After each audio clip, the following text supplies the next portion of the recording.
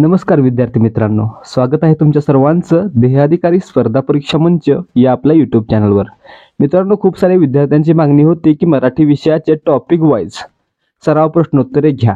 तर मित्रांनो, त्यासाठीच आपण आजपासून सुरू करतोय मराठी व्याकरणाचे topic wise A to Z सराव प्रश्न, ज्यामध्ये आपण सुरुवातीला वर्णमाला या विषयापासून शेवटी लेखक, समानार्थी शब्द, विरुद्धार्थी शब्द, म्हणी यापर्यंत सर्व प्रकारचे प्रश्न पाहणार आहोत। त्यासोबतच त्या सर्व प्रश्नांचं पूर्ण स्पष्टीकरण या पद्धतीने पाहणार आहोत की इथून पुढे कधीही ते प्रश्न आले तरी देखील कोणत्याही विद्यार्थ्याकडून त्याचं उत्तर चुकणार नाहीये। त्यामुळे जर तुम्ही पोलीस भरतीसाठी, तलाठी भरतीसाठी किंवा इतर कोणत्याही सरळ सेवा भरती आणि महाराष्ट्रातील स्पर्धा परीक्षांसाठी तयारी करत आहात आणि त्यासाठी मराठी व्याकरण आवश्यक आहे, तर तुम्ही हे व्हिडिओ पूर्ण पहा। तसेच आपल्या मित्रांसोबत देखील शेअर करा आणि या सिरीज मधील सर्व व्हिडिओ पाहून मराठी व्याकरणाचा संपूर्ण सराव करण्यासाठी आपल्या चॅनलला सबस्क्राइब करा। त्याचबरोबर तुमचे जे कोणी मित्रमैत्रिणी कोणत्याही स्पर्धा परीक्षेसाठी तयारी करत असतील त्यांच्यासोबत देखील हा व्हिडिओ आणि आपलं चॅनल शेअर करा। तर मित्रांनो, आज आपण मराठी व्याकरणाचा पाठ 1 पाहणार आहोत, ज्यामध्ये आपण आज मराठी वर्णमाला आणि त्यावरील या पाठीमागे विचारले गेलेले महत्त्वाचे प्रश्न पाहणार आहोत। त्यामुळे हा व्हिडिओ पूर्ण पहा आणि आवडल्यास व्हिडिओला लाईक करा। त्याचबरोबर आपल्या काही शंका असतील तर व्हिडिओ खाली कमेंट करून विचारा। पहिला प्रश्न आहे, मराठी वर्णमालेत एकूण टिंब वर्ण आहेत। आता मित्रांनो, मराठी वर्णमालेमध्ये किती वर्ण आहेत?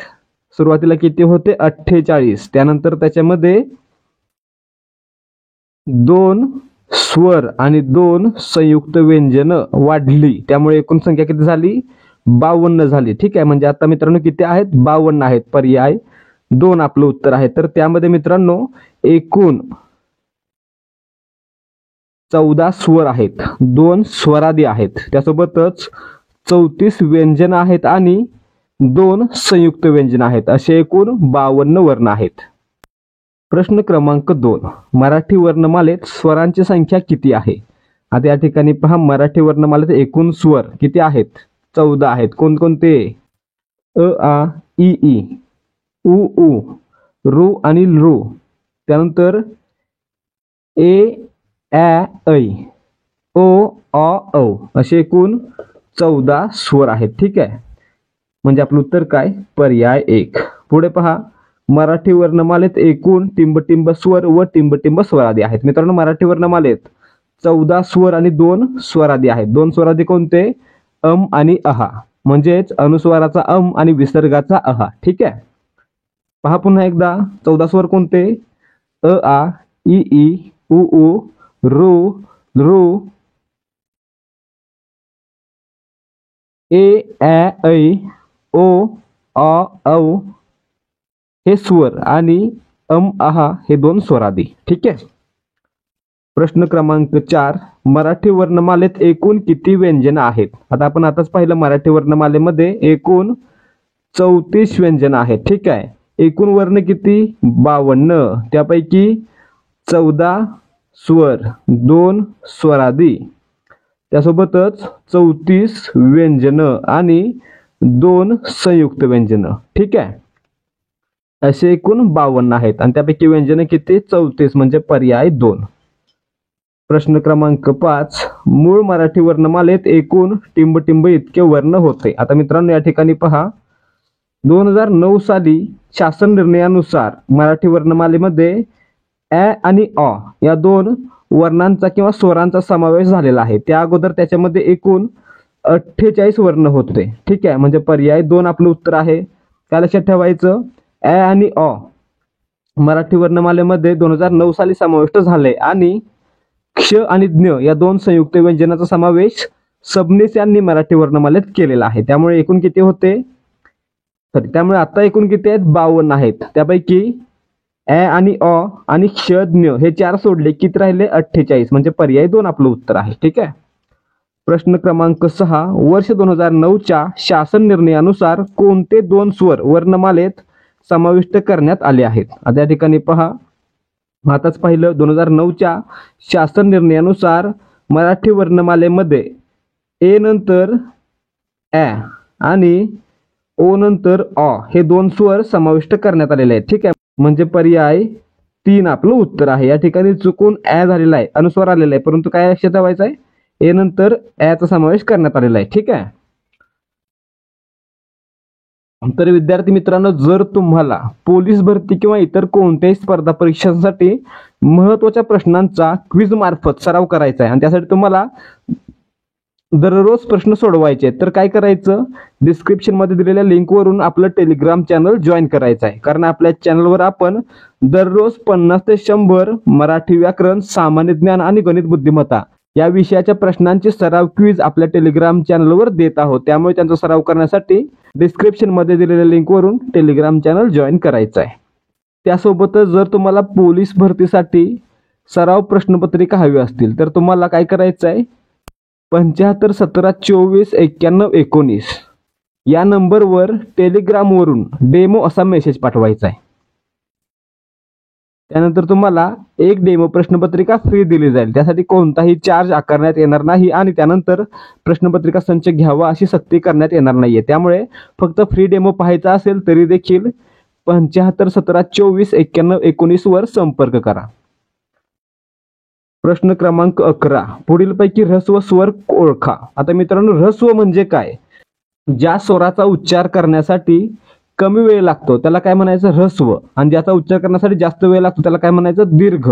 मग मित्रांनो, मराठी वर्णमालेमध्ये अ, ई, उ, रू, रू आणि ए हे काय आहेत, ऱ्हस्व स्वर आहेत. ठीक आहे. आणि या ठिकाणी ऱ्हस्व कोणता आलेला आहे, मग ऱ्हस्व आलेला आहे रू, म्हणजे पर्याय एक आपलं उत्तर आहे. ठीक आहे. दीर्घ विचारला तर कोणते कोणते, आ, ई, उ, ऐ, ओ, औ हे काय आहेत, दीर्घ आहेत. ठीक आहे. या ठिकाणी आपलं उत्तर काय आहे, पहिल्या ठिकाणी ऱ्हस्व स्वर कोणता, रू. कोणकोणते आहेत, अ, ई, उ, रू, रू आणि ए. आणि दीर्घ कोणते कोणते, आ, ई, उ, ऐ, ओ, औ. ठीक आहे. मग या ठिकाणी पुढचा प्रश्न पहा, प्रश्न क्रमांक 12, पुढीलपैकी दीर्घ स्वर कोणते. या ठिकाणी अ, रू ऱ्हस्व आहेत, रू आणि रू हे काय आहेत, ऱ्हस्व आहेत, अ आणि ई ऱ्हस्व आहेत, परंतु ई आणि उ हे काय आहेत, दीर्घ आहेत. ठीक आहे. म्हणजे पर्याय 4.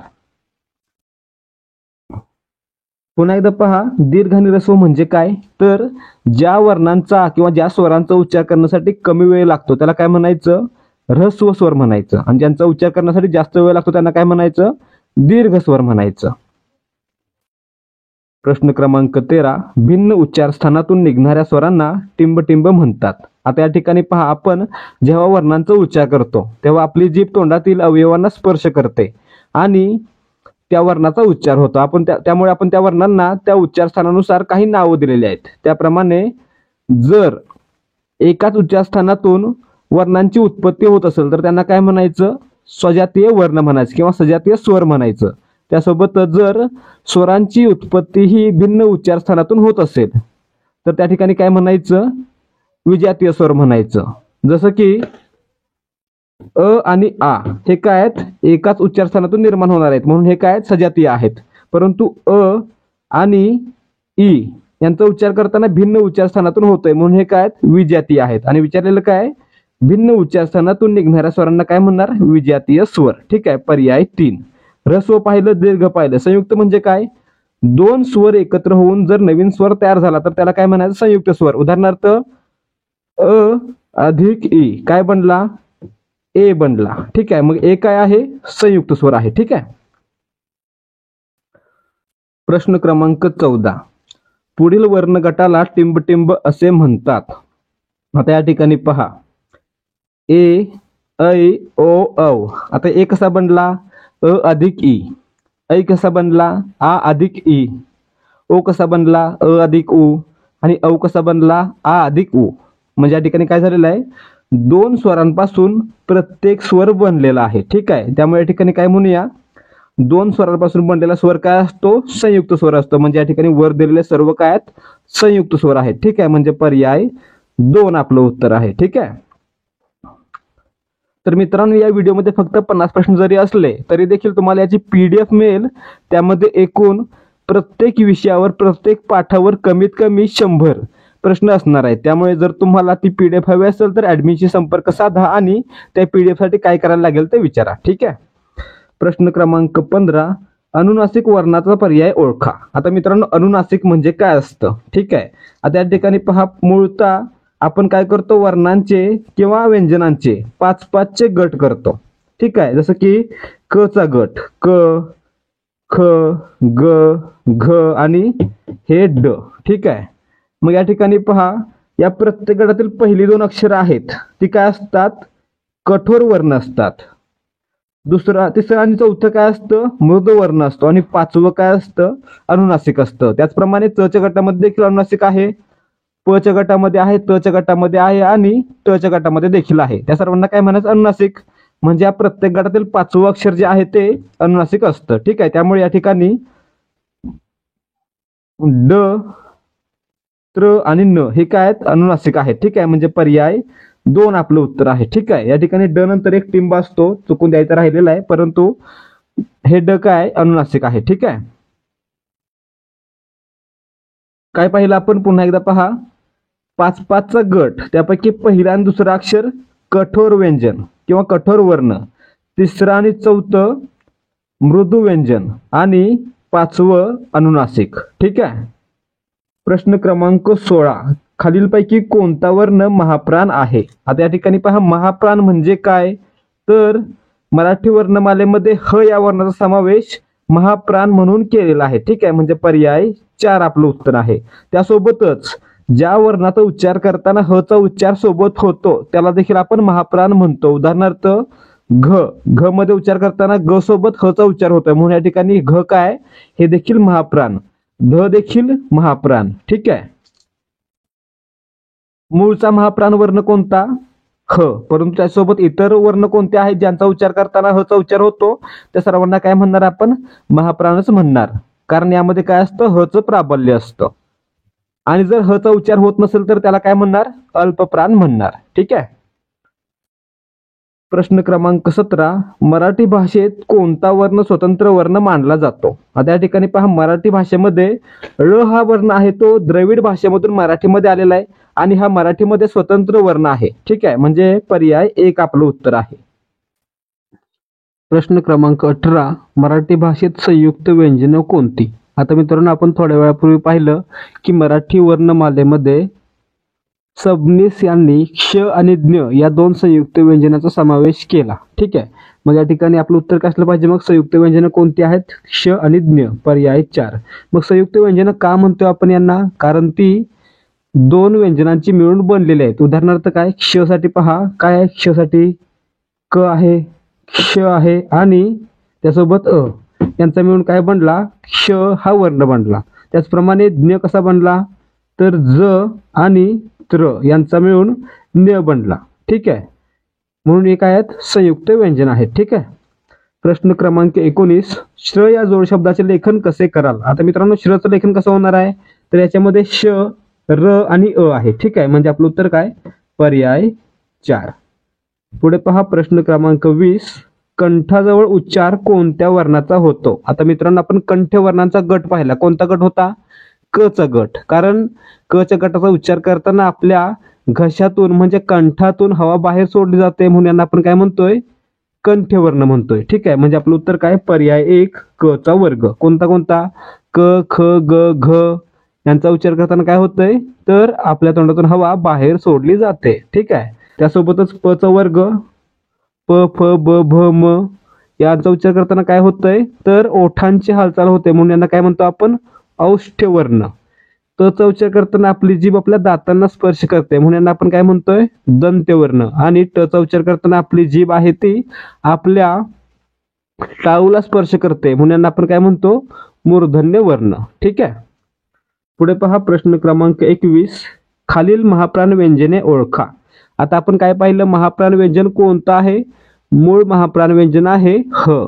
आणि त्यासोबतच ज्या वर्णाचा उच्चार करताना ह चा उच्चार होतो म्हणजेच ह चं प्राबल्य असतं त्याला आपण काय म्हणतो? महाप्राण म्हणतो आणि ज्यांचा उच्चार करताना हचं प्राबल्य नसतं किंवा हचा उच्चार होत नाही त्याला आपण काय म्हणतो अल्पप्राण म्हणतो. मग या ठिकाणी ख फ ध यांचा उच्चार करताना क सोबत ह, प सोबत ह आणि द सोबत ह यांचा उच्चार होतोय म्हणून यांना काय म्हणायचं महाप्राण म्हणायचं. ठीक आहे, पर्याय एक आपलं उत्तर आहे. तर क ट प यांचा उच्चार करताना हचा उच्चार होतोय का, नाही होत आहे, म्हणून यांना आपण काय म्हणणार अल्पप्राण म्हणणार. ठीक आहे, पुढे पहा प्रश्न क्रमांक 22. क्ष व ज्ञ या वर्णांना वर्णमालेत स्थान कोणी दिले. आताच पाहिलं होतं सबनीस यांनी क्ष आणि ज्ञ या दोन संयुक्त व्यंजनांना मराठी वर्णमालेमध्ये स्थान दिलेलं आहे, म्हणजे पर्याय 3 सबनीस. ठीक आहे, प्रश्न क्रमांक 23. तालव्य अल्पप्राण असणारी व्यंजने कोणती आहेत. आता मित्रांनो तालव्य आणि अल्पप्राण दोन्ही असणारी व्यंजने सांगायचे. तालव्य कोणती असतात, तर ज्या वर्णांचा उच्चार करताना आपल्या जिभेचा स्पर्श हा आपल्या वरच्या हिरडीला होतो त्याला आपण काय म्हणतो तालव्य वर्ण म्हणतो. तर त्यासोबतच अल्पप्राण म्हणजे काय असतं, तर ज्या वर्णांचा उच्चार करताना हचा उच्चार होत नाही म्हणजे हचं प्राबल्य नसतं त्याला काय म्हणतो अल्पप्राण म्हणतो. मग या ठिकाणी च चा गट त्याला आपण काय म्हणतो तालव्य गट. ठीक आहे, मग या ठिकाणी च चा उच्चार करताना हचा उच्चार होत नाही, त्यासोबतच ज चा उच्चार करताना देखील हचा उच्चार होत नाही, त्यामुळे च च्या गटामध्ये च आणि ज हे दोन काय आहेत अल्पप्राण आहेत, म्हणजेच तालव्य अल्पप्राण आहेत. त्यासोबतच पाहायला गेलं तर छ चा उच्चार करताना हचा उच्चार होतोय आणि झ चा उच्चार करताना देखील हचा उच्चार होतोय, त्यामुळे त्यांना काय म्हणणार आपण तालव्य महाप्राण. मग या ठिकाणी तालव्य अल्पप्राण कोणता आहे, पर्याय 2 च. या ठिकाणी च नसेल तर कोणता असेल ज. ठीक आहे, आणि तालव्य महाप्राण विचारलं तर छ किंवा झ. ठीक आहे, प्रश्न क्रमांक 24.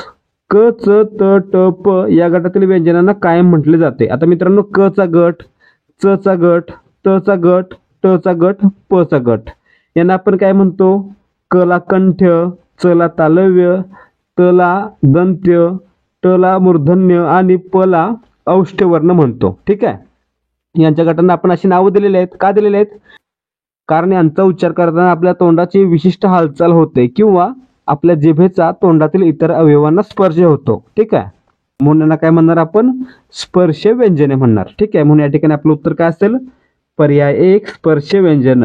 क च त ट प या गटातील एकूण 25 व्यंजन आहेत त्यांना काय म्हणणार आपण स्पर्श व्यंजने म्हणणार. त्यामुळे प्रश्न येणार आहे की मराठी वर्णमालेमध्ये एकूण स्पर्श व्यंजने किती, तर किती आहेत 25. ठीक आहे, पुढे पहा प्रश्न क्रमांक 25. विसर्ग हा वर्ण टिंबटिंब आहे. आता या ठिकाणी पहा विसर्ग हा वर्ण आहे, याचा उच्चार कसा होतो अ हा. ठीक आहे, आणि याचा उच्चार करताना काय होतंय मग आपल्या तोंडातून हवा बाहेर सोडली जाते, म्हणजे या ठिकाणी याला आपण काय म्हणणार आहे कंठ म्हणणार आहे, कारण याचा उच्चार करताना कंठातून हवा बाहेर सोडली जाते म्हणून याला कंठ म्हणायचं. ठीक आहे, म्हणजे पर्याय 3.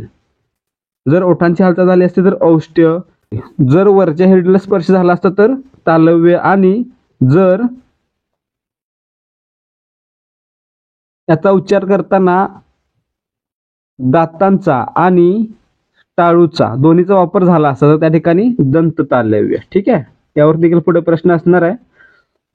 प्रश्न क्रमांक 26. दोन विजातीय स्वर एकत्र येऊन टिंबटिंब निर्माण होतो. आता या ठिकाणी पहा आपण पाहिलं होतं की दोन स्वर एकत्र येऊन काय बनतो संयुक्त स्वर बनतो, पण तो कधी बनतो, तर या ठिकाणी पहा जर दोन सजातीय स्वर एकत्र आले तर काय बनणार आहे दीर्घ स्वर बनणार आहे. उदाहरणार्थ काय अ अधिक आ हे काय सजातीय स्वर आहेत आणि जर हे एकत्र आले तर काय बनणार तर दीर्घ आ हा स्वर बनतो.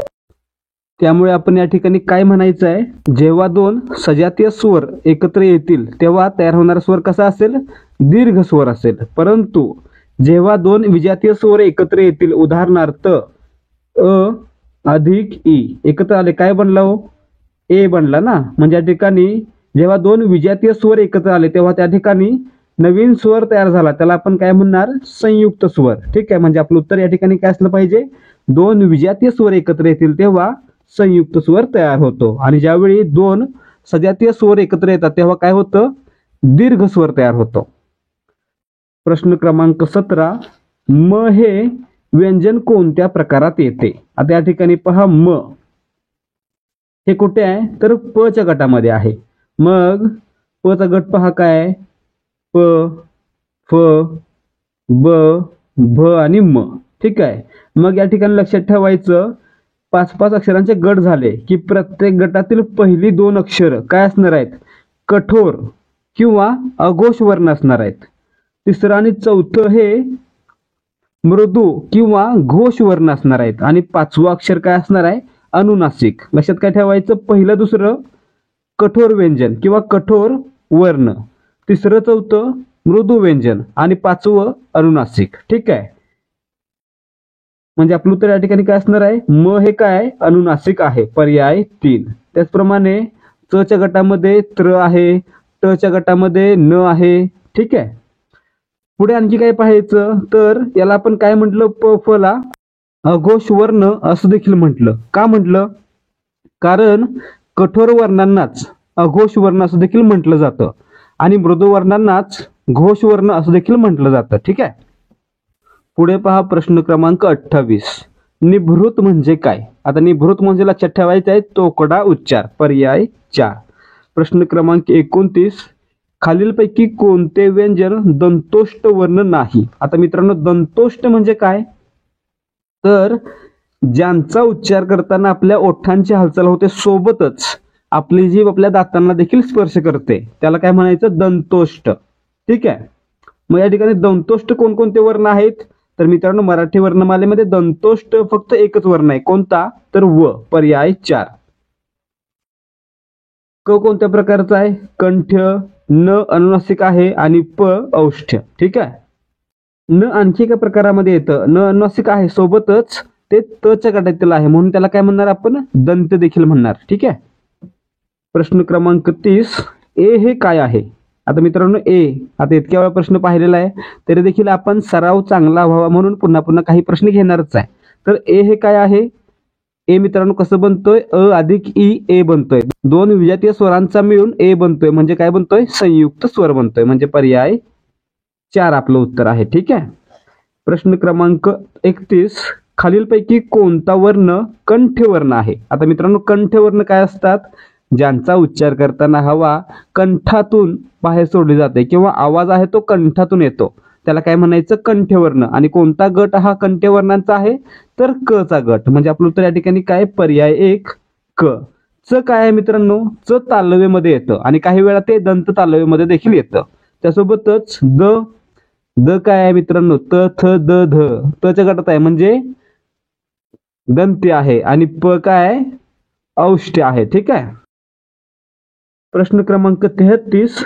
कोणता कांगारू हा शब्द पर सवर्णाच्या सहाय्याने योग्य प्रकारचा आहे. आता मित्रांनो कांगारू मध्ये जो अनुस्वार आहे तो कोणत्या अनुनासिकापासून बनलेला आहे, तर क च्या गटातील अनुनासिकापासून बनला असणार आहे आणि क च्या गटामध्ये कोणता आहे, तर ते आहे हे ड किंवा न. ठीक आहे.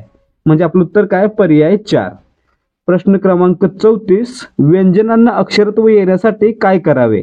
आता या ठिकाणी पहा व्यंजनांना अक्षरत्व येणे म्हणजे काय, तर व्यंजनांचा उच्चार हा पूर्ण नसतो, व्यंजन ही अपूर्ण असतात, परंतु स्वर हे काय असतात, पूर्ण असतात.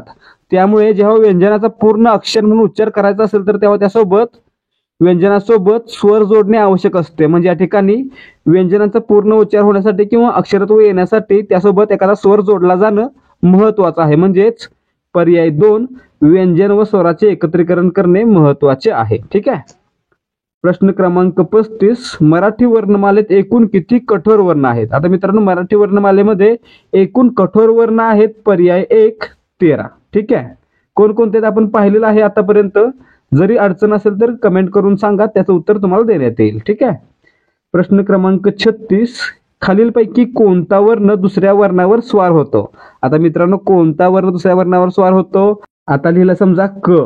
आता क वर कोणता वर्ण स्वार होणार आहे, तर क वर जर अनुस्वार दिला म्हणजे त्याला अम जोडला तर काय झालं, कम झालं. म्हणजे क वर अम हा अनुस्वार किंवा अम हा वर्ण किंवा स्वरादी हा स्वार होतोय. म्हणजे आपलं उत्तर काय, पर्याय 4 अम. ठीक आहे. प्रश्न क्रमांक 37. म या वर्णाचे स्थान कोणते. आता या ठिकाणी पहा म काय आहे, एक अनुनासिक आहे आणि हे कोणत्या गटामध्ये आहे, तर प च्या गटामध्ये आहे. आणि प चा गट कोणत्या वर्णामध्ये मोडतो, तर औष्ठ्य वर्णामध्ये मोडतो. का मोडतो, कारण प चा उच्चार करताना आपल्या ओठांची हालचाल होते, आपले ओठ एकमेकांना चिकटतायत, त्यामुळे प च्या गटातील जे व्यंजन आहेत त्यांना आपण काय म्हणणार, औष्ठ्य व्यंजने म्हणणार. म्हणजे आपलं उत्तर काय असलं पाहिजे, यांचं स्थान कोणतं आहे, ओठ आहे. ठीक आहे, पर्याय 2. प, फ, ब, भ, म हे काय आहेत, औष्ठ्य वर्ण आहेत आणि यांचं उच्चार स्थान कोणतं आहे, ओठ. आता कंठातून कोणत्या वर्णाचा उच्चार होतो, क, ख, ग, घ. क च्या गटातील अनुनासिक आणि ह यांचा उच्चार करताना कुठून होतोय, कंठातून होतोय, म्हणून यांना काय म्हणणार, कंठ. त्याचबरोबर मूर्धा म्हणजे काय, तर आपला जो कठीण टाळू आहे त्याला काय म्हणणार आपण, मूर्धा म्हणणार. आणि त्या ठिकाणी जिभेचा स्पर्श होऊन उच्चार होणारे वर्ण कोणते आहेत, ट, ठ, ड, ढ, न, र, श आणि र. आणि यांना आपण काय म्हणणार आहे, मग मूर्धन्य म्हणणार आहे. ठीक आहे. प्रश्न क्रमांक 38, खालीलपैकी कोणता वर्ण अर्धस्वर नाही. आता या ठिकाणी पहा, अर्धस्वर किती आहेत, मराठी वर्णमालेमध्ये 4 अर्धस्वर आहेत. कोणते कोणते, य, र, ल आणि व. आता यांना अर्धस्वर का म्हणतोय, कारण य चा उच्चार हा ई सारखा होतो, र चा उच्चार हा रू सारखा होतोय, ल चा उच्चार हा लो सारखा होतोय आणि व चा उच्चार हा उ सारखा होतोय. आणि त्यामुळे त्यांना आपण काय म्हणतोय, अर्धस्वर असं म्हणतोय. ठीक आहे. मग या ठिकाणी पहा, य, र, व अर्धस्वर आहेत, परंतु लू हा काय, पूर्ण स्वर आहे. म्हणजे या ठिकाणी आपलं उत्तर काय, पर्याय 1, लू हा पूर्ण स्वर आहे, अर्धस्वर नाही. ठीक आहे. य, र, ल, व हे काय, अर्धस्वर आहेत. प्रश्न क्रमांक 39, मूर्धा म्हणजे तोंडातील कोणता भाग. आता आपण आता पाहिलं होतं, ज्या वर्णाचा उच्चार मूर्धेला जिभेचा स्पर्श झाल्यामुळे होतो त्यांना आपण काय म्हणतो, मूर्धन्य. आणि मूर्धा म्हणजे काय, तर आपल्या टाळूचा जो कठीण भाग आहे त्याला आपण काय म्हणतो, मूर्धन्य म्हणतो, मूर्धा म्हणतो. ठीक आहे. म्हणजे आपलं उत्तर काय, पर्याय 4, टाळूचा किंवा तालूचा कठोर भाग. ठीक आहे. प्रश्न क्रमांक 40, अ, ई, उ, रू आणि ऋ या वर्णांचा प्रकार ओळखा. आता या ठिकाणी पहा, अ, ई, उ, रू काय आहेत, हे काय आहेत, ऱ्हस्व स्वर आहेत. ठीक आहे. म्हणजे आपलं उत्तर काय, पर्याय 4. जर या जागी अ च्या जागी आ असता किंवा ई च्या जागी दीर्घ ई किंवा उ च्या जागी दीर्घ उ असता तर काय झालं असतं, दीर्घ स्वर झालं असतं. ठीक आहे. प्रश्न क्रमांक 41, ध हे कोणत्या प्रकारचे व्यंजन आहे. आता या ठिकाणी पाहायचं आहे ध. ठीक आहे. हे 3 प्रकारे आपण 3 प्रकारामध्ये मोडू शकतोय. तर या ठिकाणी पहिलं कोणतं असणार आहे, तर ध चा उच्चार करताना ह चा उच्चार होतोय, म्हणजे ह चं प्राबल्य आहे. मग या ठिकाणी काय म्हणणार आपण, जेव्हा एखाद्या वर्णासोबत ह चा उच्चार होतो तेव्हा त्याला काय म्हणतो आपण, महाप्राण म्हणतो. ठीक आहे. म्हणजे ध काय, महाप्राण. परंतु पर्यायामध्ये महाप्राण दिलंय का, नाही दिलेलं. मग या ठिकाणी पुढचा प्रकार कोणता असणार आहे, तर ध चा उच्चार कोणत्या स्थानावरून होतोय, तर ध हे त च्या गटामध्ये आहे. म्हणजे याचा उच्चार करताना आपल्या जिभेचा स्पर्श आहे तो आपल्या दातांना होतो, म्हणजे दंत्य वर्ण आहे. परंतु पर्यायामध्ये दंत दिलंय का, नाही दिलेला आहे. मग या ठिकाणी तिसरा प्रकार कोणता, त चा गट पाहता, त, थ, द, ध आणि न. मग या ठिकाणी काय पाहिलं होतं आपण, पहिली 2 व्यंजन काय असतात, कठोर व्यंजन असतात किंवा अघोष व्यंजन असतात. तिसरं आणि चौथं काय असतं, मृदू व्यंजन असतं किंवा घोष व्यंजन असतं. आणि 5वं काय असतं, अनुनासिक. मग या ठिकाणी ध कितवं आहे, 4थं आहे. म्हणजे या ठिकाणी ते काय असणार आहे, मृदू व्यंजन असणार आहे. म्हणजे पर्याय 3. ठीक आहे. प्रश्न क्रमांक 42, खालील स्वर कोणत्या प्रकारचा आहे. आता या ठिकाणी पहा, औची निर्मिती कशी झाली, तर आ अधिक ओ किंवा उ या विजातीय स्वरांच्या एकत्र येण्यामुळे औ तयार झाला. म्हणजे काय म्हणूया आपण, जेव्हा 2 विजातीय स्वर एकत्र येतात तेव्हा तयार होणारा स्वर काय असतो, संयुक्त स्वर असतो. म्हणजे या ठिकाणी औ काय, संयुक्त स्वर. ठीक आहे. पर्याय 3, संयुक्त हे आपलं उत्तर आहे. मग मित्रांनो, जेव्हा 2 सजातीय स्वर एकत्र येतात तेव्हा त्यांचा काय बनतो, दीर्घ स्वर बनतो. ठीक आहे. पुढे पहा, प्रश्न क्रमांक 43, दिलेल्या पर्यायातून अर्धस्वर निवडा. अर्धस्वर कोणते, य, र, ल, व हे 4 अर्धस्वर आहेत. ठीक आहे. मग या ठिकाणी कोणता दिलेला आहे, र, पर्याय 4. ठीक आहे. र का अर्धस्वर आहे, व का अर्धस्वर आहे हे आपण आताच पाहिलेलं आहे. ठीक आहे.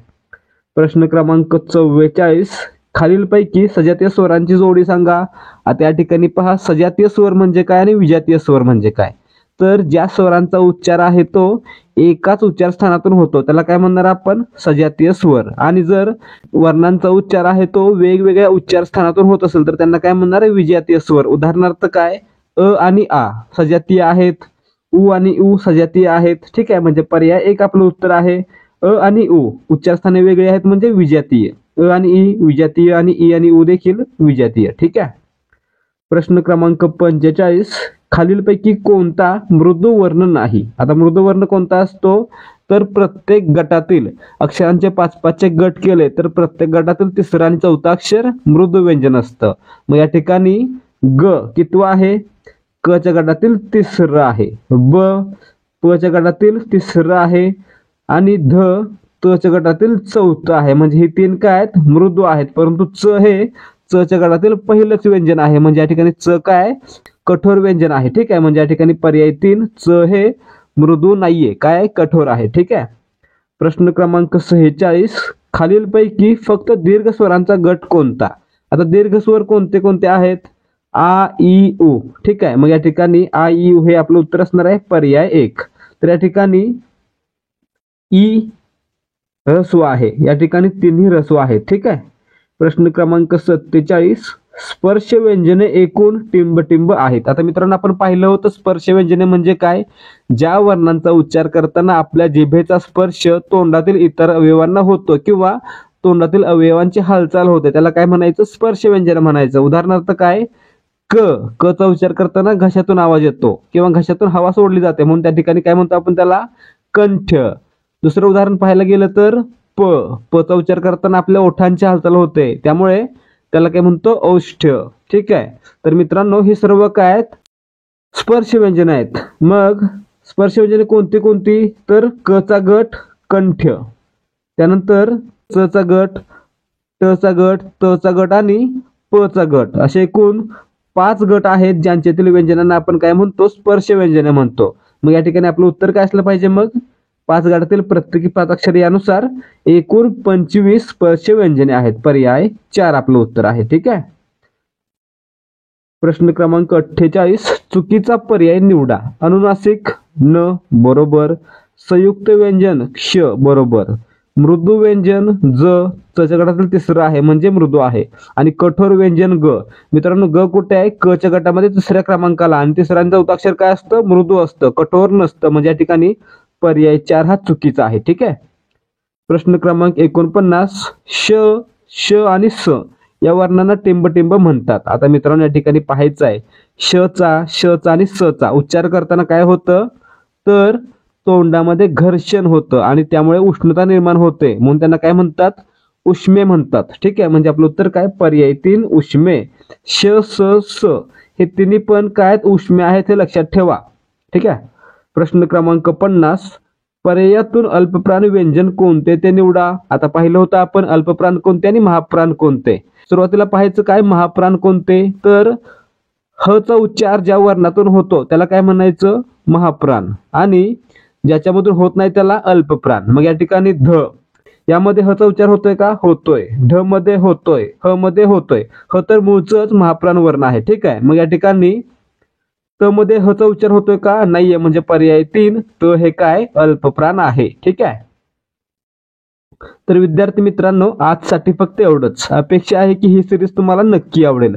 जर तुम्हाला आजचा व्हिडिओ पाहून सर्व प्रश्नांची उत्तरे व्यवस्थित समजली असेल आणि एवढी माहिती मिळाली असेल की इथून पुढे यावर कोणताही प्रश्न चुकणार नाही तर या व्हिडिओला लाईक करा आणि आपले जे कोणी मित्रमैत्रिणी पोलीस भरती, तलाठी भरती किंवा इतर कोणत्याही महाराष्ट्रातील स्पर्धा परीक्षा ज्यांच्यासाठी मराठी व्याकरण आवश्यक आहे त्यांचा सराव करत आहे तर त्यांच्यासोबत देखील हा व्हिडिओ आणि आपलं चॅनल शेअर करा. तसेच याच प्रकारचे आणखी व्हिडिओ पाहून स्पर्धा परीक्षांची तयारी करण्यासाठी आणि मराठी व्याकरणाची पूर्ण सिरीज पाहण्यासाठी देहाधिकारी स्पर्धा परीक्षा मंच या आपल्या YouTube चॅनलला सबस्क्राईब करा. तसेच दररोज 50 ते 100 सराव प्रश्नांची क्विज सोडवण्यासाठी टेलिग्राम चॅनल जॉईन करा. तसेच जर तुम्हाला इंस्टाग्रामवर काही प्रश्न सोडवायचे आहेत आणि काही मोटिवेशनल माहिती हवी असेल तर डिस्क्रिप्शन मध्ये दिलेल्या लिंकवरून इंस्टाग्राम अकाउंटला फॉलो करा.